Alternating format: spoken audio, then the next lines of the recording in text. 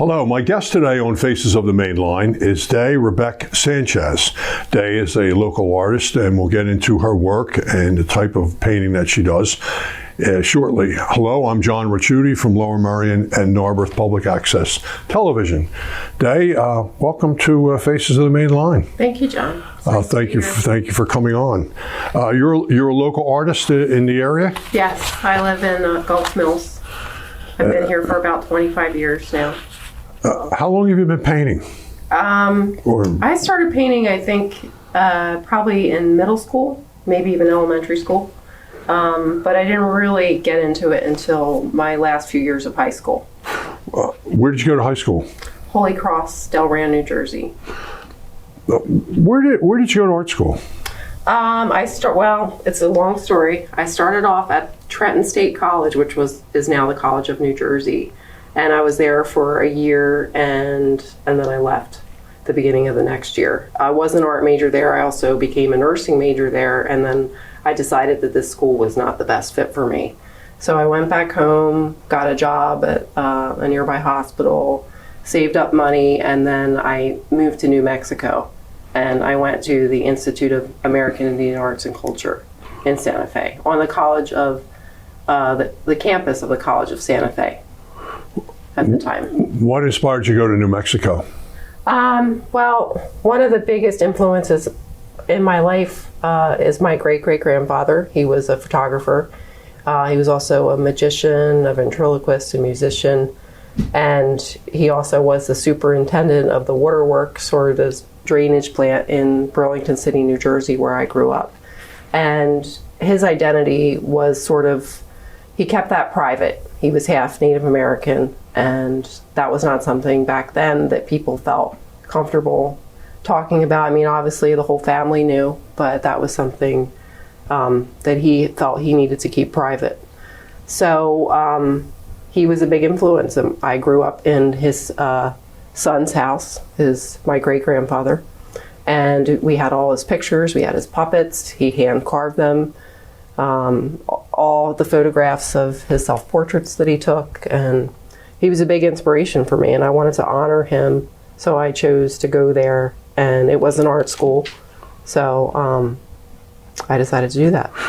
Would it be fair for me to ask what is a tribe was he a part of? That's a bit of a contention point. My father says that it was Cheyenne, and my Uncle Sam, who lives in Arizona, said it, well, actually, I got that reverse. Uncle Sam says it was Cheyenne. My dad says it was Kickapoo.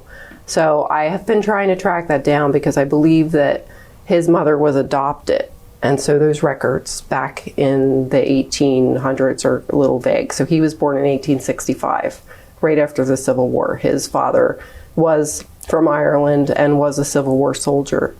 And then he married an indigenous woman who was living on a farm in New Jersey.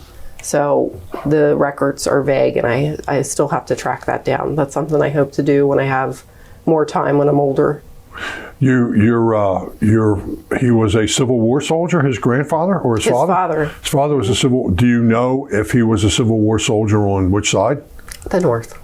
Yeah, I have 5 Civil War grandfathers, all on the North side. That's an interesting story unto itself. You probably want to. Well, you probably already thought about pursuing that. Yeah.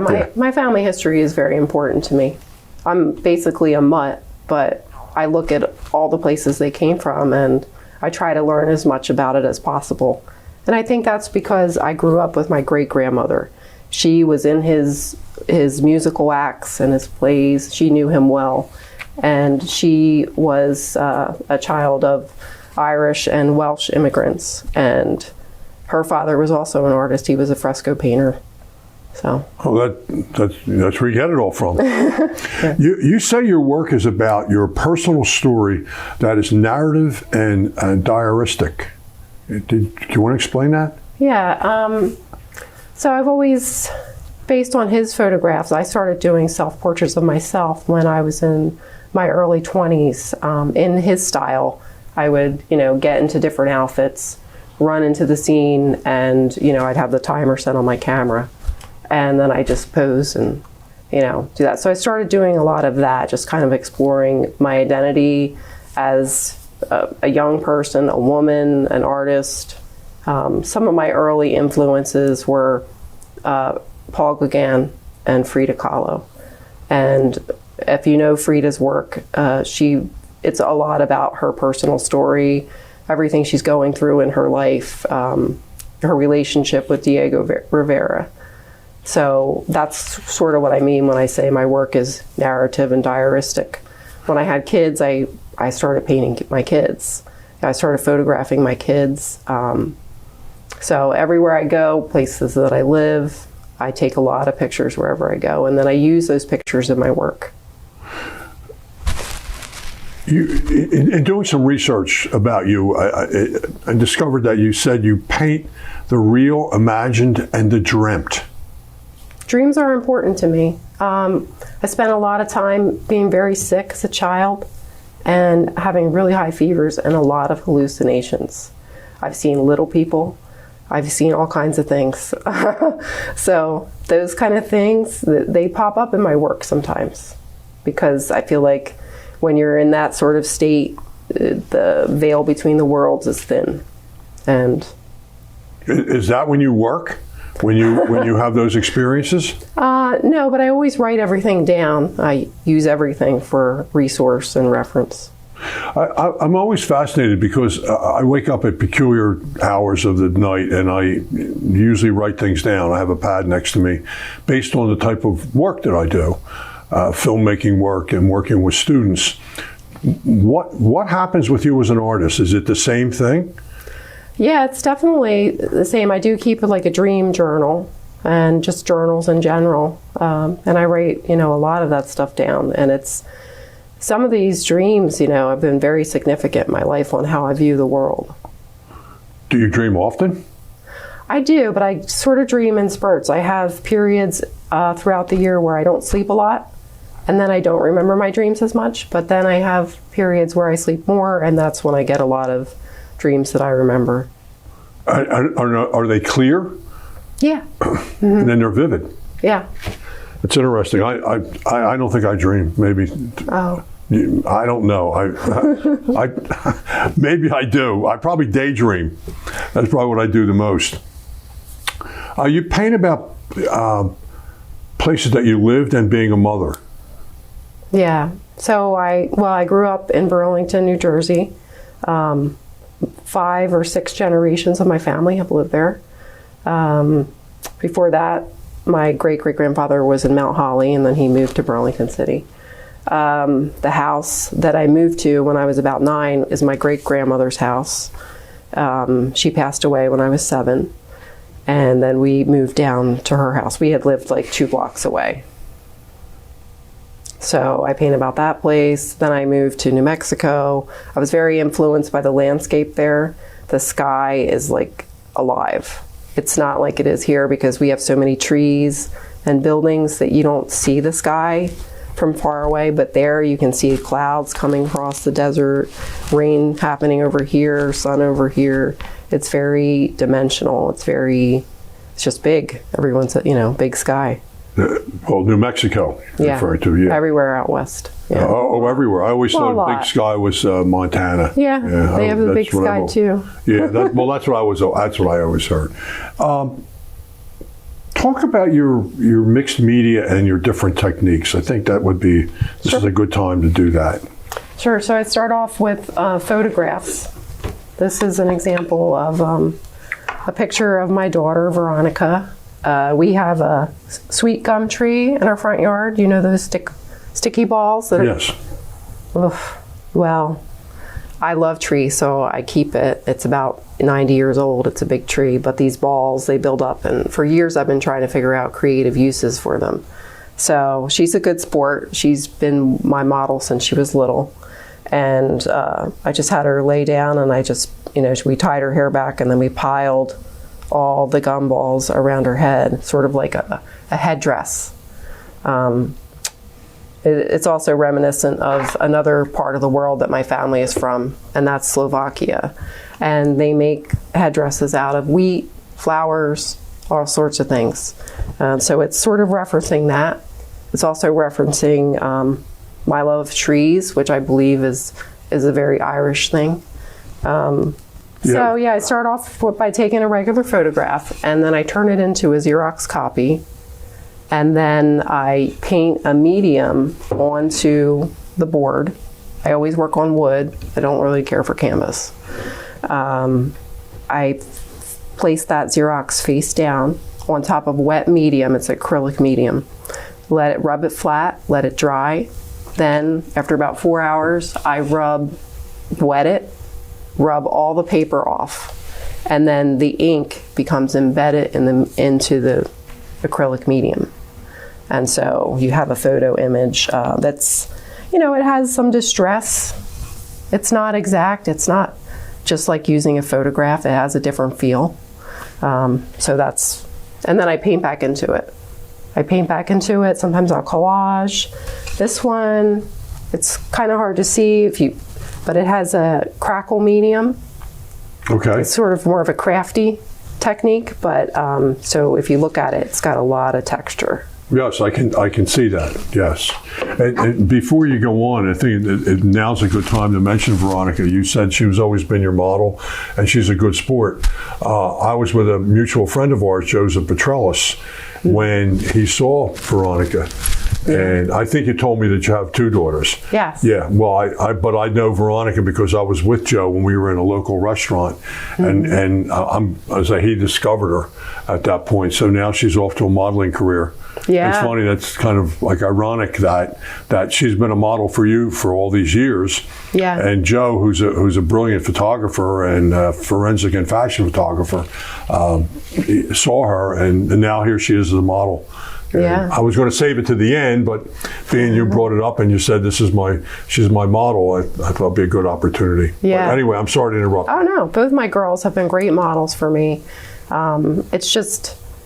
It's hard for me to separate my life and my art. So whatever's happening in my life becomes my art. So they were around, they were always, helpful and interested. And I took a lot of pictures of them that I used in my work all the time. Do you think most artists are influenced by their own life, or do you think some just paint? I don't know. I see a lot of people just drawing fruit. I don't really understand that. More power to them. I've never been that kind of person. That's why I dropped out of school initially, because I was already pretty advanced in what I wanted to do. I knew what I had to say. I drew a lot. I did all the things you were supposed to do growing up, like drawing from life and drawing people. I worked as a caricature artist at the mall when I was 17. I came with a lot of stuff, and when they wanted me to do that basic stuff, I rebelled, and I was like, this is not the place for me. And in New Mexico, I found a completely different vibe, where the faculty was like, you have your story, you tell it the way you want with the materials you want. There was nothing about drawing perspective, or I'm sure some of that stuff was covered, but because I came in as a transfer student, I didn't go through those classes, and I was very happy not to. Because to me, that's like a killjoy. For me, it's always been about like personal expression and use of materials to tell an interesting story. Talk about your other piece that you have there. So this is a piece where this one you can see I've just painted the edge of the wood white, and I always use furniture grade plywood because it's very stable. Sometimes I use found wood that I get out of, there's an old cabinet that someone discarded. I might get that and cut that up. In this piece, I've used gold leaf. Almost like an icon. Yes, exactly. And that's also from the region in Slovakia where my family's from. It's all about the church, the icons, and a lot of that stuff is on wood. If you go to the Philadelphia Museum of Art and you go into those sections, those religious images to me have a very collage-like feel because of how they're painted and the use of gold leaf and things like that. So this is was my roommate in New Mexico, Susan Frankovich. She was an American tribal style belly dancer in Croatia. after I knew her, she went over there and she had a huge following in Croatia. She taught classes, and she's still my very dear friend. And she's given me some of her images to use in my work. So this particular one is an image that she's allowed me to use. That's an interesting. But the background is one down the shore. I took this background of one of the swing carousels. So, and I just sort of combine these two images together. That's, again, a very interesting piece of work. You talk about Rauschenberg and Hannah Hach. How were they influencing your work, and were they influencing your life as well? No, Robert Rauschenberg, I came to know his work at the Institute of American Indian Arts. One of my friends there was very into him, and our faculty, C-Max Stevens, she was the 3D faculty member there at the time, and she was very into, found objects and a lot of her art. You could actually see her art at the Archaeology Museum at Penn. She has in the contemporary area, she has a display of a dress with a crow, a TV screen of a crow that turns. So I think that's when I first discovered him, was through her and my friend at the school. And he used interesting materials like pieces of cardboard from the street, an old bicycle tire, a broken umbrella, things that he would walk around New York City, find these things and put them into, like mostly a two-dimensional piece, but there would be 3D elements that would poke out. Well, I looked up Rauschenberg. I'm sorry. Okay. After I had done some research about you, and I saw some of it looks like collages that he put together. I think he had a particular interest in Kennedy too, in John Kennedy. He was interesting. One of the things that I thought was interesting, and I have kind of a mutual love for it, is I love water towers. And I love to take pictures of water towers. And most of them are old. I don't think there are any new ones. But you talked about abandoned buildings. Yeah. But what you go into some detail about that. In reading about you. What about that? That's some of my first drawings that I ever remember doing were of constructed, basically hovels. I would draw the buildings wooden plank by wooden plank. I would, like I was building it on the page, and I've done that since I was little. I used to also do it with boats. So when I came back to Philadelphia after living in New Mexico, there's tons of abandoned buildings. The sides are ripped off, and there's the paint from the former rooms on the walls, and it's almost like a print. As a print of the former existence of the building that was attached that's no longer there. So I would walk around, take lots of pictures of those, use them in my work. So. And that was your attraction to that. Yeah, plus I don't know, there's something interesting that happens when things start to fall apart that I don't always find appealing in the buildings that are perfect. And I think that's also part of my interest in people. People who are a little bit different, they're more interesting to me in the same way that the buildings are. When you say different, what do you mean? I'm interested in sort of the contrast of what's really beautiful and what's not so beautiful together. And that's what I like about the buildings, I think. Having children forced you to confront your own childhood head on. And what do you mean by that? Well, I didn't really grow up with a mother. I think she was around for the first year. And then, when I came on the scene as a child, first being born, my parents' relationship was already over, basically. And so there was a lot of drama and instability. And my mom traveled with the Amusements of America during the summers or whenever their season was, I'm not sure.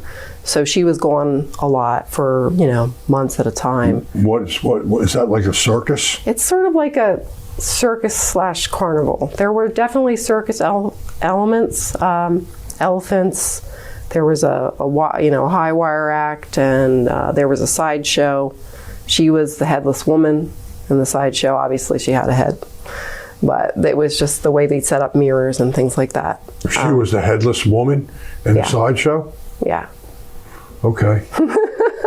So, when you say forcing you to confront it, what do you mean? So, my sister, who's 5 years older than me, that was a difficult thing for her more so than me, because to me, it was normal. It was like, well, this person's not here.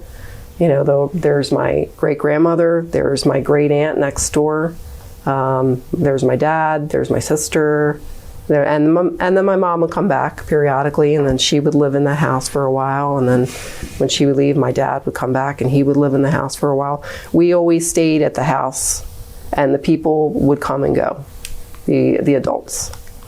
Did you maintain a relationship with your mother? Oh, yeah. Yeah, my dad and my mom, they're still friends, and they're still with us? They're still alive. Yeah. Mm-hmm.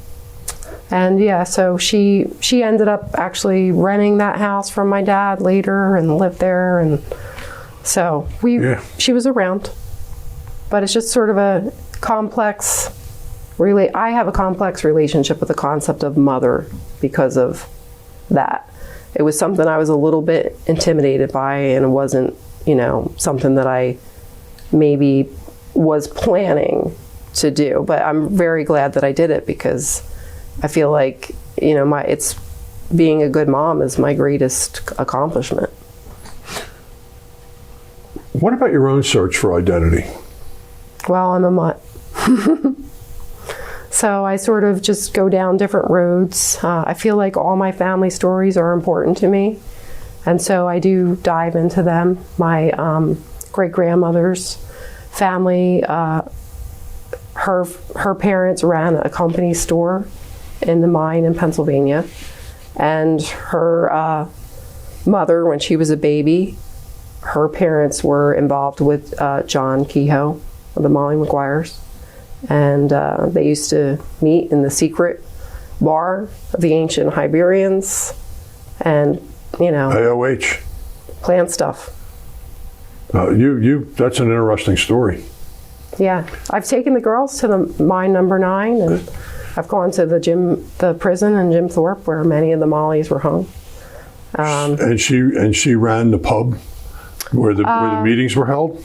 She was so my great-grandmother's mother was young then. She would be your great-great-grandmother? Yeah. So she was a child during those meetings. Her parents were the ones that ran the pub. Well, they didn't run the pub. They ran the company store.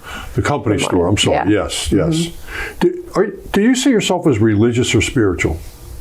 I think I'm a very spiritual person. I grew up Episcopalian, and then I went to Catholic high school, and I dabbled in a lot of research into other religions, and to me, it's all about everyone's connected, and nature, earth, humans, we're all part of the same thing. Tell me, explain to me your line, a change purse to the moon, St. Anthony, identity and time and evolution and decay. Explain that all to me. Explain, not to me, to the audience. Sure. So I grew up, one of the things my great-grandmother did was every full moon, we'd go outside and we'd open our change purses and we'd say, "Fill her up, moon." And that was a tradition that she taught us to do. Seems a little bit presumptuous to ask the moon for money. But what she would do is she would say, "Well, don't look in your purse until tomorrow. If you do, it won't work." And then I think secretly she would put some money in there for us, and we always would open it up and think, "Oh my gosh, this is great." So I'm not sure where that tradition comes from. Some American Irish have told me that that's an American Irish thing.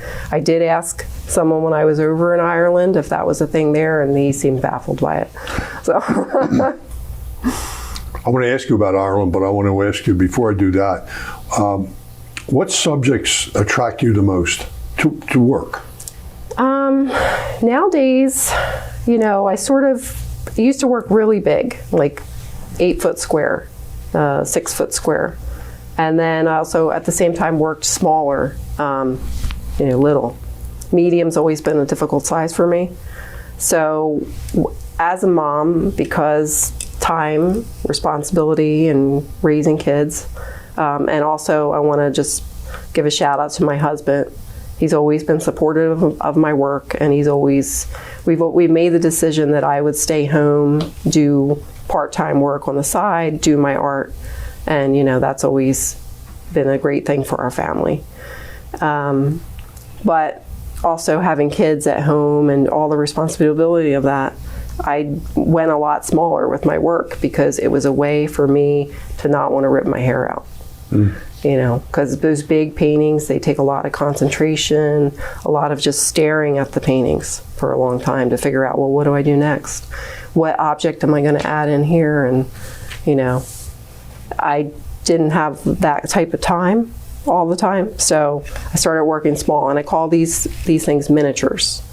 These are all one of a kind, even though it's sort of like a printmaking process using the Xerox as a print. But they are all unique. You mentioned Ireland. When did you go to Ireland, or where? I just went for the first time. It was late October. I went for a week. Where? I landed in Dublin, and then went across to the Dingle Peninsula, and stopped in Killarney and a few other small towns.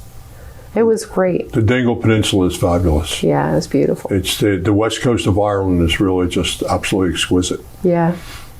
You're on social media? Yes. Yeah. Where can anyone find you, find your work, find anything about you?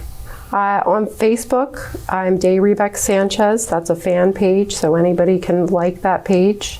And then on Instagram, I am Circus Abandon. Oh. That's my shop name. I also have an Etsy shop, Circus Abandon. I get the connection with Circus Abandon on Instagram. You make that connection immediately. Yeah. It also has to do with abandoned buildings and the circus. Okay. But it's also like, it's my racehorse name. I have a studio in my home. And so people should have to contact you on Facebook. And yeah. Well, you've certainly been a pleasure. You're a very interesting and fascinating lady, and if I were you, I would follow up on all that Irish stuff and the Molly Maguires and the Civil War characters, because that's a great story unto themselves. Yeah. Terrific work. Thank you. Time to go. With Dae Rebeck Sanchez, this is John Ricciutti. I hope you enjoyed the show. Thank you, and have a pleasant day.